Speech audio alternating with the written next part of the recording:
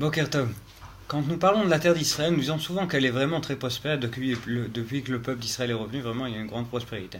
Mais si l'on lit la Torah, on comprend qu'avant la venue des Bnei Israël, cette terre était extrêmement prospère, elle faisait pousser des fruits énormes, au point qu'il fallait à chaque fois 2 espions pour ramener un petit peu une mode de fruits de la terre de Canaan avant qu'ils ressortent pour aller rejoindre Moshe, le peuple d'Israël qui est dans le désert.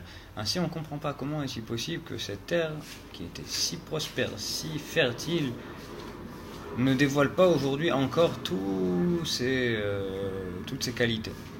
Et le Ben Ishraï nous explique une chose incroyablement concrète pour comprendre ça. Quelqu'un qui se porte très très bien et qui se nourrit de toutes sortes de mets, qui ne fait pas attention ni au cholestérol ni rien du tout, tout va bien pour lui, mais si jamais il tombe malade un jour, à cause de toute cette nourriture, une fois qu'il aura succombé de ces choses-là et qu'il sera tombé dans la maladie, une fois remis, il ne pourra plus consommer comme il consommait avant. Il doit faire attention, contrôler son cholestérol, voir, attends, on ne peut pas manger ça maintenant, une fois par semaine, machin.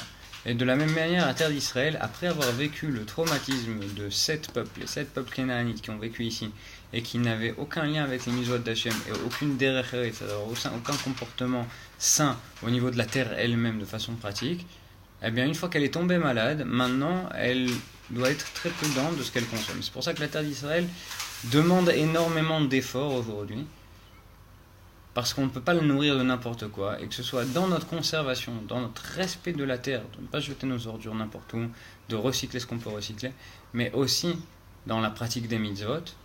Ainsi, on verra la prospérité de la terre décuplée et vraiment se dévoiler à nous.